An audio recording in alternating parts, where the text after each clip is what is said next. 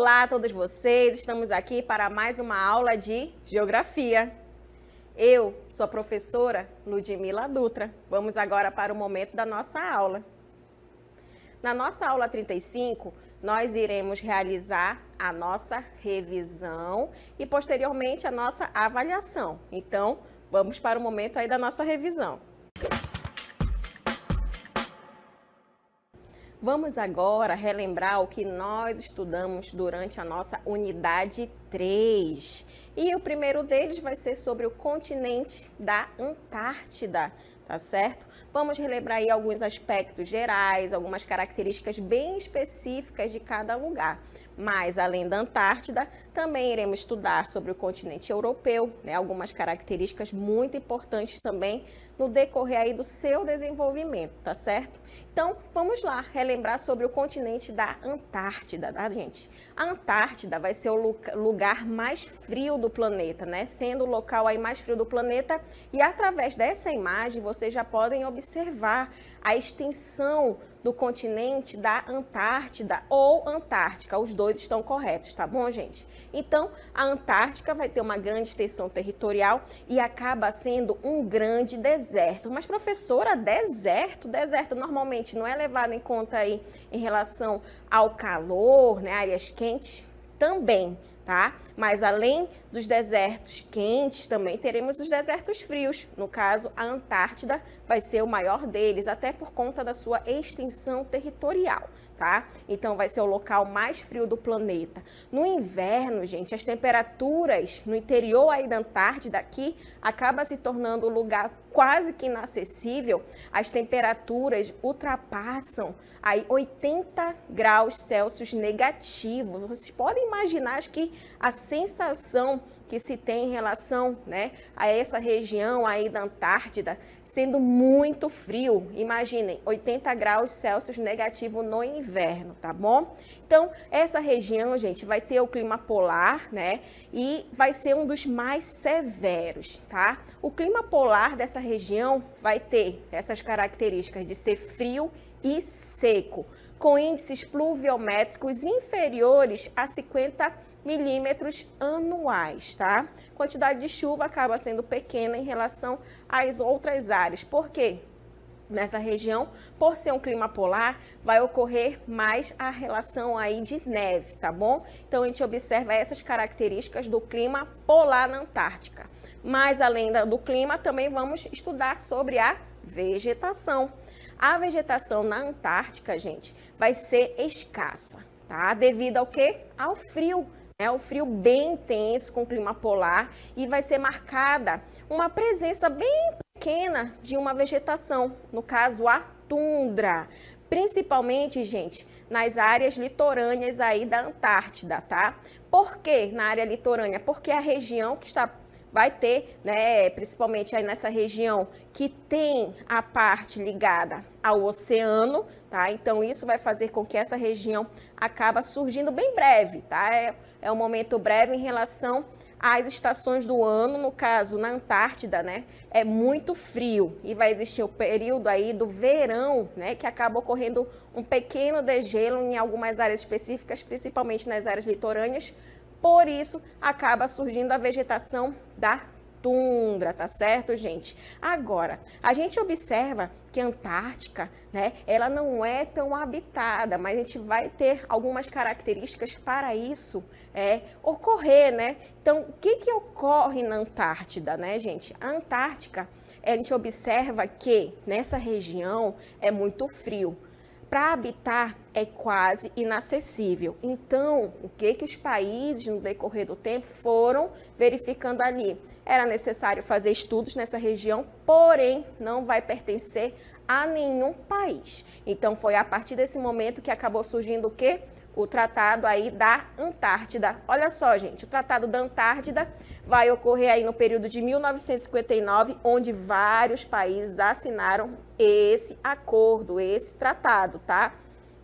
Então, o Tratado da Antártida, a gente observa que foi esse período que se firmou aí o compromisso do uso do continente apenas para fins pacíficos e também de cooperação internacional por meio de desenvolvimento de pesquisas científicas. Esses países eles começaram, né, a ficar interessados para saber o que tem, principalmente no subsolo aí da Antártida. Então, realmente ocorreu essas divisões entre alguns países para ocorrer aí as pesquisas científicas. E o tratado entrou em vigor aí em 1961. Em 1991, gente, foi assinado o Protocolo de Madrid, que acabou entrando em vigor em 1998. Esse documento, gente, proibiu a extração de minérios no continente da Antártida aí por um período de 50 anos, ou seja, aí até 2048, tá? Então, através do Protocolo de Madrid, né, que foi assinado por todos os países que têm as suas estações nessa região, que não pode extrair minérios. Apesar disso, né, alguns países como Chile, Argentina, Reino Unido e França continuam reivindicando áreas do continente, ok? E em 2017, a China, gente, já apresentava novos planejamentos aí para o continente, né, indicando a possível construção de uma pista para aviões, né, e de mais umas estações aí de pesquisas, tá? Igualando o número de estações dos Estados Unidos da América, tá? Então, observa-se que a Antártida chama muito a atenção de vários países, né, que tem aí esse interesse de fixar uma estação de estudo, de pesquisa, para verificar o que tem nesse subsolo, tá bom? Então, vários países ainda tentam, né, reivindicar determinadas áreas, mas, de acordo com protocolos, com tratados, eles mantêm, né, essa pacificidade aí entre esses países, tá bom? Estudando e relembrando aí sobre a Antártida, também vamos relembrar aí alguns estudos sobre a Europa, os aspectos físicos da Europa, o clima, gente. Vamos ter aí alguns fatores que influenciam o clima europeu, tá? Nós teremos aí a relação da latitude, não esqueçam, a latitude vai ser um dos fatores que influenciam o clima europeu, né? Por conta dessa região entre o Trópico de Câncer e o Círculo Polar Ártico, lembrando, a linha do Equador, quanto mais distante da linha do Equador, a temperatura, ela tende a ficar mais amena, lembrando que pode chegar até 90 graus norte. Esse 90 graus não é de temperatura, é de distância em relação aí, de distância da relação do tamanho do planeta Terra. Mas além da latitude, a altitude. Lembra de alto, tá certo, gente? A altura das montanhas. A gente não fala altura, né? A gente fala altitude, relacionado a relevo, tá bom? Mas além da altitude, também teremos o quê? As correntes marítimas, gente. Principalmente as áreas de Golfo, né? Aí no continente europeu também influenciam no clima, nos vários climas que se tem na Europa. E a maritimidade. Por quê? Se a gente for verificar em relação à extensão territorial da Europa, gente, a Europa ela não é tão extensa. Então isso vai fazer com que, por ser cercada de oceanos, de mares, isso vai influenciar, né, aí a parte, né, da maritimidade em relação ao clima europeu. Então, a gente observa aí essas características de fatores que influenciam no clima da Europa. Latitude, altitude, correntes marítimas e a maritimidade. Mas além do clima, também vamos relembrar aí sobre a vegetação da Europa, né? E uma delas vai ocorrer na Europa meridional, que também é conhecida como a Europa mediterrânea, a Europa do Sul, né? Onde nós teremos a vegetação mediterrânea, muito caracterizada por plantas xerófilas, tá bom? E vegetação de altitude, uma área mais montanhosa, né? Onde vai reunir vegetações rasteiras, né? E também com as características de ter aí áreas de musgos, líquens e também áreas de gramíneas um pouquinho mais elevado, tá bom? Além disso, a gente vai também relembrar sobre o clima dessa região, porque a vegetação e o clima sempre vão estar aí relacionados em relação aos estudos de geografia, tá? Então, o que vai ter aí nessa região? O clima mediterrâneo, na Europa meridional, também conhecida como a Europa mediterrânea, ok? Então, vai ocorrer a presença de 2 estações do ano bem definidas, onde o verão ele vai ser quente e seco, tá? E o inverno com temperaturas mais baixas e maior presença de chuvas por estar próximo aí do oceano de mares, tá bom? As temperaturas médias, gente, giram em torno aí de 25 graus até 35 graus Celsius e no inverno acaba sendo úmido, tá? Que cai aí para 0 grau a 10 graus Celsius, em torno dessa média aí de temperatura nessa região aí com o clima da Europa meridional, que pega aí a parte do Mediterrâneo. Mas também nessa região vai ocorrer o quê? O clima frio de alta montanha. Ocorre em áreas montanhosas e vai apresentar uma intensa variação de temperatura médias anuais entre 4 graus até aí negativo, 10 graus Celsius. Fica em torno dessa temperatura, tá bom? Além de nós estudarmos, né, essas características da Europa em relação à vegetação e ao clima, gente, também vamos relembrar o que nós estudamos sobre a população, densidade demográfica, essas características demográficas da Europa. A Europa, gente, vai ter aí mais de 748 milhões de habitantes, ok? E vão estar distribuídos aí de maneira irregular pelo território, tá? Algumas porções, principalmente o centro-ocidental, vai ter uma densidade demográfica bastante elevada, onde tem ali os países, o clima acaba ajudando também, tá certo? Então, essa região vai ter maior quantidade de habitantes. Agora, a maior parte da população vai estar concentrada nas cidades e não nas zonas rurais, ok? Em áreas de clima de alta montanha, gente, ou próximo das regiões polares, vai ocorrer o quê? Um vazio demográfico, tá? Diferente dessas áreas em que a temperatura é mais elevada, tá bom?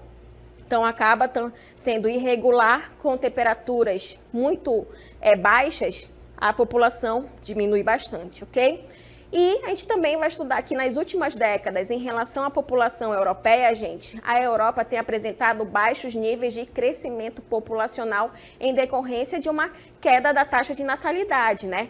As principais causas para estar ocorrendo isso, gente, vai ser o que? A inserção da mulher no mercado de trabalho, tá? E o aumento aí de despesas para a criação dos filhos, mas não para aí não, tá bom? Essas principais causas, né, por estar diminuindo a quantidade de mulheres tendo filho, essa taxa de natalidade, vai ser também por conta do planejamento familiar, que acaba facilitando aí, sendo facilitado, na verdade, pela utilização de meios de contracepção, tá bom? Então, esses meios contraceptivos acabam ajudando também a ter um planejamento familiar e as mulheres acabam não tendo tanto filhos como anteriormente, né? Nas épocas passadas, tá bom? Outras características que vai estar relacionada à densidade demográfica, a população de um modo geral, gente, vai ser o processo de imigração, né?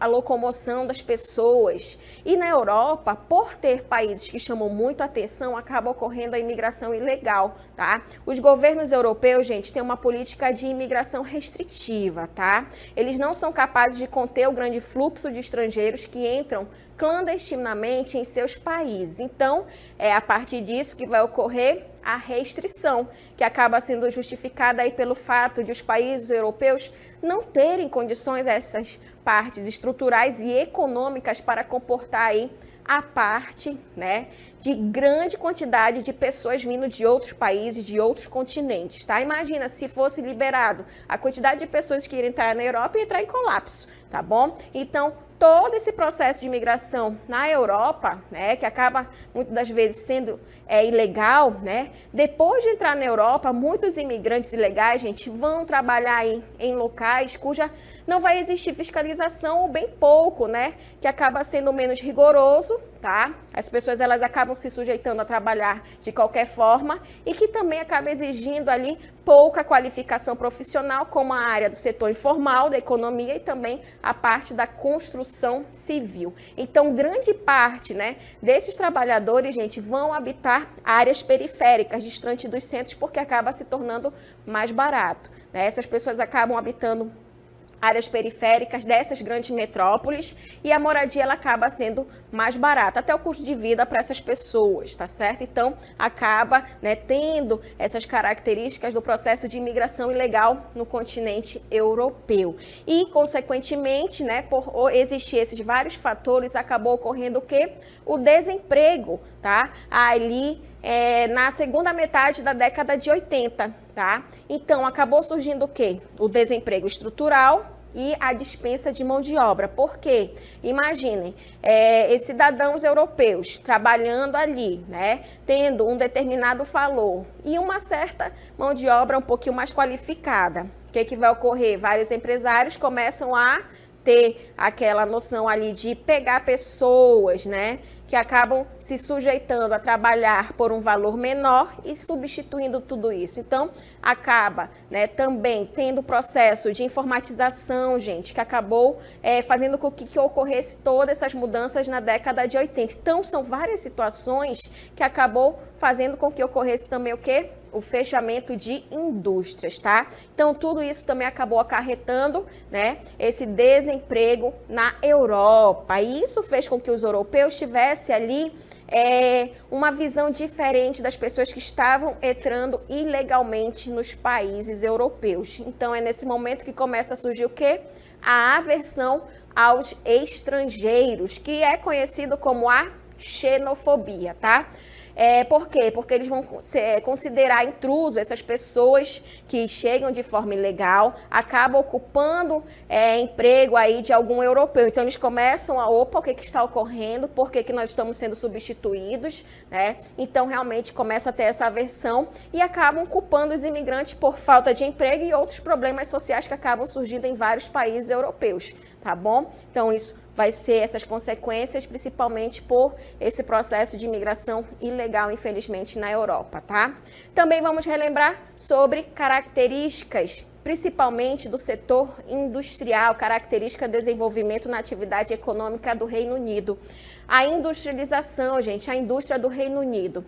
No atual espaço produtivo do Reino Unido, gente, convive aí principalmente a tradição industrial, que vai ser representada pelos setores de base, né, e os setores modernos, tá? Então, o Reino Unido, com o passar dos anos, foi o país que se desenvolveu na primeira revolução industrial, né? Então, sempre chamou muito a atenção. Agora, vamos ter grandes indústrias têxteis, né? Nos últimos tempos, em virtude aí do reduzido custo da mão de obra dos países asiáticos, a indústria tem transferido aí as suas plantas manufatureiras para os países do Extremo Oriente, porque acaba tendo mais lucro aquele processo de industrialização. Então, essas grandes indústrias têxteis, né, a gente observa que acaba sendo substituído para uma outra região.